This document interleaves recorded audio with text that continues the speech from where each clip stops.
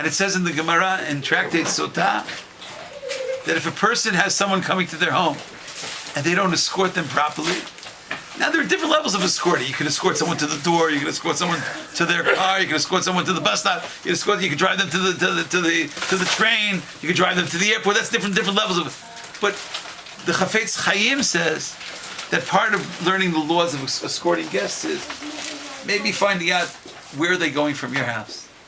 Are they okay? You know, how are they making it to the next destination? Physically, psychologically, emotionally, spiritually. The Gemara says, "Kol she'eino melaveh." Kol she'eino melaveh. If you don't properly escort your guests, ki'ilu shofech damim. Ki'ilu shofech damim. It's tantamount to murder, because leaving people alone, they become vulnerable, and who knows what will happen to them. And therefore, it's our obligation to find out, is this person okay? They're leaving your house now. You have an obligation. You have an obligation to see to it that they don't remain alone, because that was the sin of the children of Yaakov. Do you remember the tragic section of the Torah about an Eglah Arufah? Do you remember that? Eglah Arufah? When do you bring an Eglah Arufah? Someone's killed. Someone's killed and? There's no witnesses. No witnesses, and you don't know. Egel? Eglah, a young calf. Eglah Arufah. But not regular slaughter. You killed it from the back end. It's a form of a sacrifice that was brought. A form of a sacrifice that was brought when they measured to the closest city to try to find the identity of the murderer. Remember this? It's a whole. Elio, you learned it? What? Eglah Arufah. The special type of sacrifice and ceremony when a corpse of a murder victim is found and the murderer is unknown. It's described in Parshat Shofatim in the section of Devarim. The elders of the city, there's a ceremony, a whole ceremony. They wash their hands. They wash their hands in the area of the Eglah Arufah, and this is what they say. Quote, Yadeinu lo shafchu et adam hazeh, ve'einenu lo ra'u. Our hands didn't spill this blood. The elders, the chief rabbis, the heads of the religious courts, they have a ceremony washing their hands and saying, we didn't spill the blood. Our hands have not spilled this blood, and our eyes didn't see it.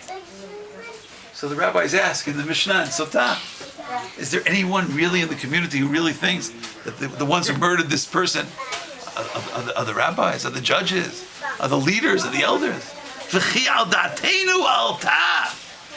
Would it even enter your mind to suggest sheziknei beitin shofchei damim hem? Would you think that they are the ones who are to be suspected? But that's not what it means. According to our tradition, it means we did everything within our power to help them. Our hands are clean. If unfortunately this person was murdered, it's not because of any kind of negligence. We cared about them. We took care of them. We escorted them. We fed them. We helped them. We guided them. Ella shelo ba yadeinu ufatarnuhu below mazon. Rather, they're saying this person who was murdered never came into our presence, and we let him alone without food. We always saw to it that he had provisions. So if something happened to him, it's not us. Lo ri'inuhu v'hinachnuhu below levaya. Never did this person leave without proper escort. And if they can't say these words, then in a certain sense, they too are responsible. Why? Because Vayivater Yaakov levado. When Yaakov remains alone, who knows what can happen to Yaakov? Rav Soloveitchik said, Zatzal, Rav Soloveitchik used to say that we have a ceremony when a person leaves the cemetery after going to a funeral. So what do? Wash our hands. So why do you wash your hands? Why? Yeah, how do you remove the Tumah Eliyahu from contact with the dead? But if you wash your hands, are you no longer ritually impure? What do you need to remove Tumat Hamet? What? Paraduma. So what does it mean to wash your hands? What are you washing your hands? So I mean, okay, you can say you do the maximum. You can really wash your hands. Rav Soloveitchik said that every time. I heard his brother also, Rav Aaron Soloveitchik, speak about. So what is this washing your hands? It means every time you go to a funeral, wash your hands. And wash your hands the same way the elders in the Eglah Arufah ceremony wash their hands. And maybe you should look at your hands and ask yourself, is there any way that perhaps I am also responsible for the funeral that I just attended? Did I do everything to help this person? Did I extend myself to see to it that this person was not alone? Maybe they were suffering an illness. Did I ignore them? Did I neglect them? The mental ill or Was I with them? And perhaps, did I always escort them? Did I lead them? Did I guide them? Did I help them? Yadeinu lo shafchu et hadam hazeh. Can we say our hands didn't spill this blood? I would recommend that we study the commentary Be'er HaGolah in Yoreh De'ah and the laws of burial and the laws of mourning. If you're interested, it's in Siman Shin Ayin Vav, chapter 376 of Yoreh De'ah, where he describes the ceremony of the burial. And he writes the following. After they bury the person, they wash their hands. They wash their hands. V'omrim, what do they say when they wash their hands? This is not the Eglah Arufah. This is a burial. This is after the funeral. They wash their hands and they're supposed to say, Yadeinu lo shafchu et hadam hazeh. A person has to reflect upon their own levels of responsibility.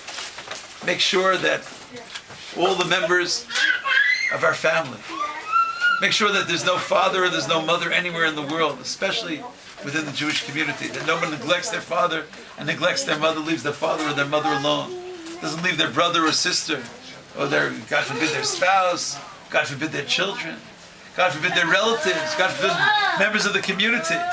We have to be ever so sensitive to people being alone, because that's the secret message of Gid HaNasheh. If you want to observe this law properly, make sure that no one remains alone. Thank you so much for listening. ויוותר יעקב לבדו, ויאבק ישמו. Yeah, that's right. עד הלוס השחר, עד הלוס השחר. Now, how do you make sure that nobody's alone? That's the question. Because the people that are alone don't always put up signs.